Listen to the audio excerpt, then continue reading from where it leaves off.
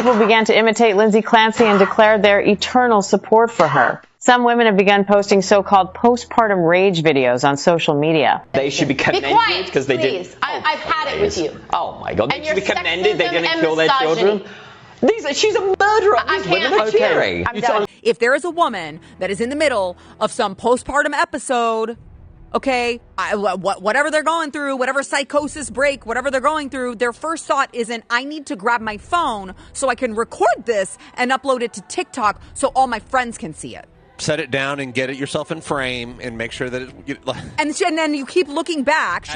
This one on the left keeps looking back to the phone. I love Lindsay Clancy. I think she's an amazing person, and I think she did nothing wrong. Hi, Lindsay. I'm Dr. Sterling. I don't know what else you could have done. You were far beyond what should be expected of a single individual. You have galvanized us women in a really powerful way. The way so many of you male-centered women are rallying behind her in such a sick, twisted, ass-backwards way is making me want to see her get convicted and sentenced to 3 life terms in a maximum security prison without the possibility of parole, and I am not joking. This is not women's empowerment. This is a performative circus that is quite literally proving the opposite. Now, this shit right here really pisses me off.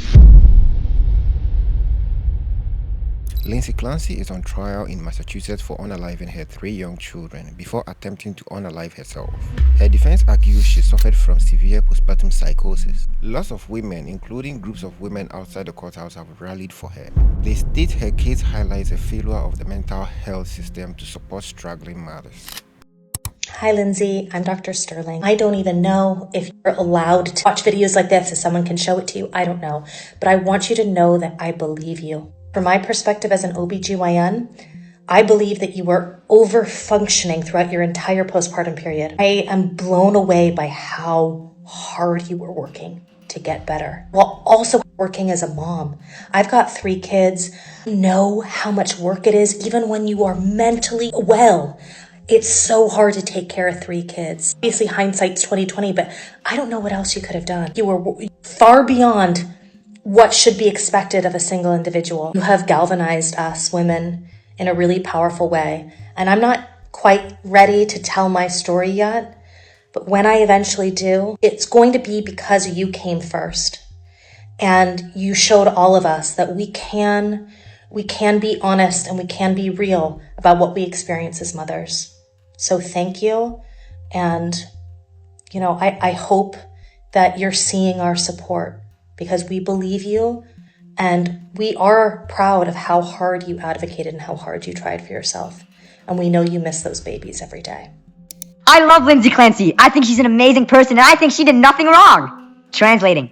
I declare Benjamin Netanyahu as my glorious king and leader. Put me in handcuffs right now. I deserve to be in jail. I have 10 Israeli flags hung up across my entire room. A Democrat strategist by name Lori Watkins literally crashed out live on air defending Lindsay Clancy. According to her, people who do not support Lindsay do not want to put themselves in her shoes. They say that Lindsay was in psychosis. I think these women are suffering from psychosis. They've been watching too many true crime Netflix dramas. This was an incredibly privileged woman, incredibly wealthy. She had a nanny, and she's still complaining that she needed help. She could not have got more help from the system that she already had received. This is a murderer who strangled her children one by one. One of the boys ran away, and she chased him down and killed him. Lori Watkins. What you just said was absolutely disgusting. Thank you. You should be ashamed of yourself. Thank you. And you can hear that he's not. Okay? Why? Because it's true. You clearly don't care, so pipe down. I don't care. And by the way, men watching this, if you have a woman sat next to you on the sofa who is defending this murderer, you got to think deeply about this. I've seen weddings so of we people need to have some empathy. Talk to your women and find out, what are they thinking? They're defending this woman. It's I don't think anybody's defending what she did, but you can have empathy for what she went through and how she... I know many women that this has happened to. No, they did not kill their children, but they also, what you failed to mention... They should be commended because they did. I've had it with you. Oh my God, they should be commended. They didn't kill their children. She's a murderer. These women are cheering. The latest update on her supporters is that some women have started making TikTok videos, acting bizarre and unstable. According to them, they are also suffering from postpartum psychosis, and so they can really relate with Lindsay.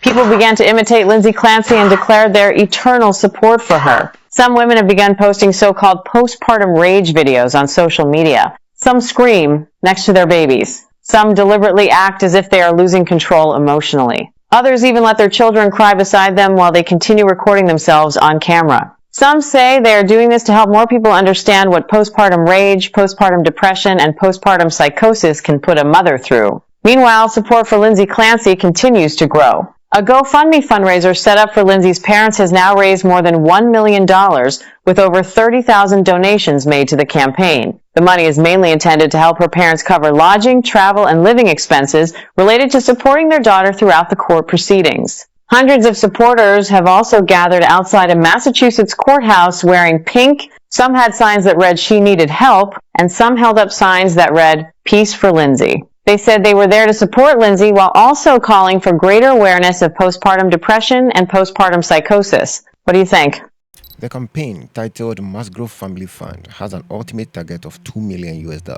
It was launched by Wisconsin-based TikTok creator Brandy Mulligan, who used her platform to rally support for Clancy's family. The fundraiser states that the money is intended to cover the severe living and relocation expenses of Clancy's retired parents, Mike and Paula Musgrove, who moved from Connecticut to Massachusetts to attend the trial daily. It states that it does not ask donors to take a side on the criminal case itself. The massive influx of money has sparked intense public controversy. Critics question the ethics of raising millions of dollars around triple homicide case, especially contrasting it with the separate $1 million fund previously raised for her ex-husband, Patrick Clancy. Some mothers have also come out to speak against the TikTok acts that these mothers are putting on, all in the name of postpartum psychosis.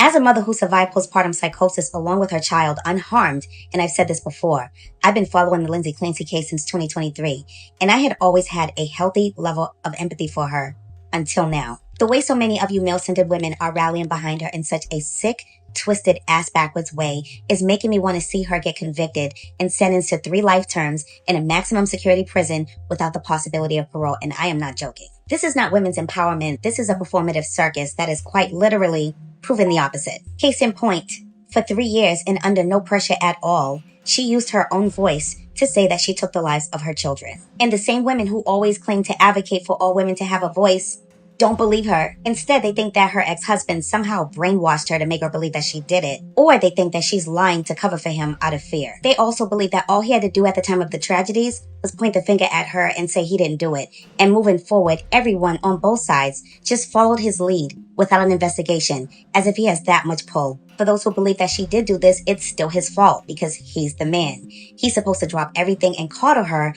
as if she's not the grown-ass woman that she is, who was supposed to have professionals on her side helping her through this. Micromanaging everything he says and does when it comes to grieving his children is pretty nasty work. I am tired of hearing people say, well, if I was him and I lost my children, I would do.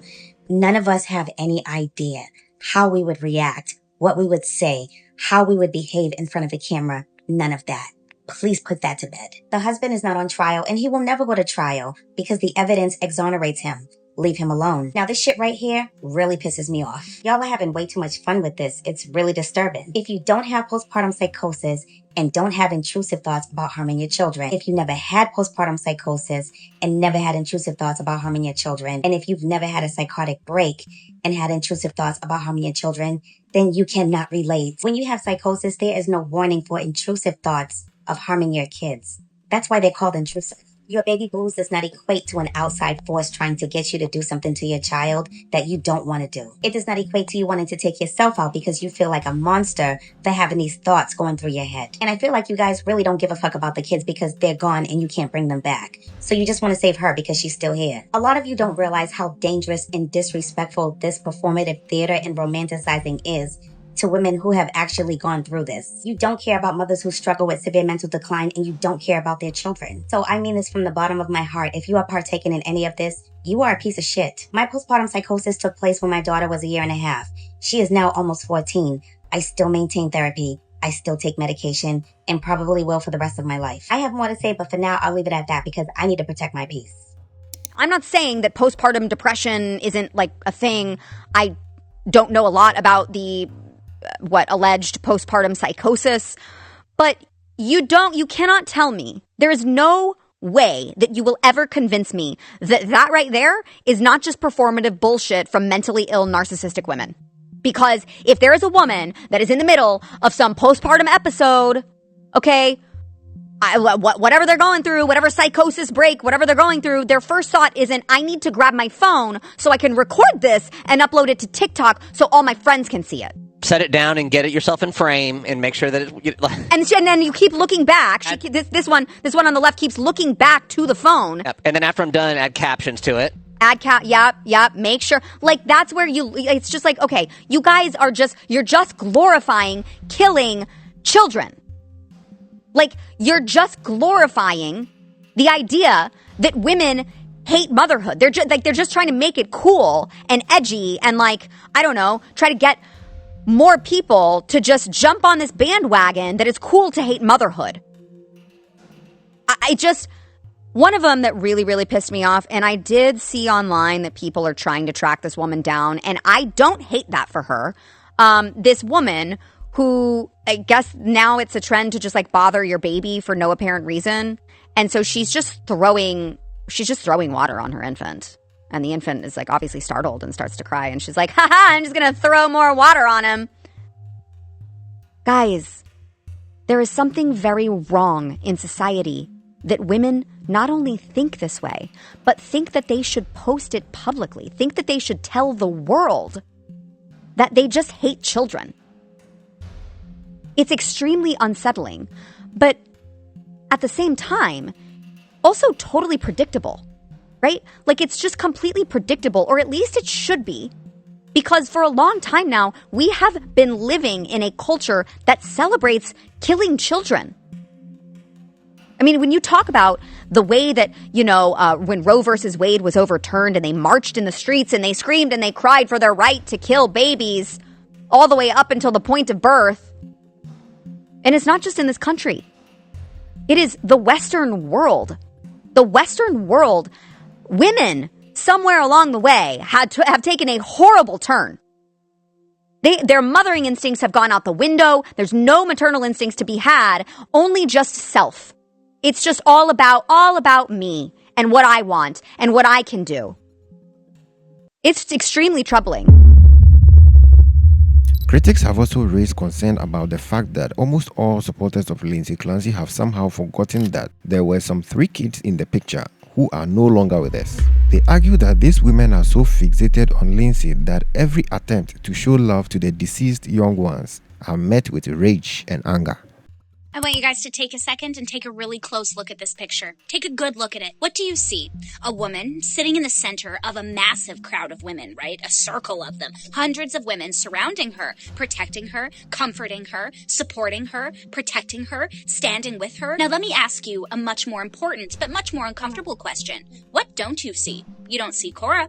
You don't see Dawson. You don't see Callan. And you sure as hell don't see a father who worked his ass off to protect and provide for his children, do you? You don't see 3 little children represented anywhere in this giant visual display of empathy. Maybe you could dismiss all of this as just like the artist's choice, but then you ask yourself, what kind of woman would post and make a picture that completely decenters the 3 children that were murdered? But then you go to her comments, and it all makes sense. This woman wrote, I only stand with her innocent children. And the creator responded, I don't know why you need to stand here when you can stand where you are. I'm gonna need you to read that again. Someone says, I stand with 3 innocent murdered children, and the response is basically, then go stand somewhere else. But that's not it, because another woman very bravely writes, because they're all getting ratioed and attacked by standing with children. Not every woman stands with her or feels empathy for her. I'm a mother and I stand with those children. Which this creator responds, don't worry, darling. I didn't include your name. Feel free to scroll past. And that's where this becomes way more revealing than even the creator intended, because the second someone centers the children,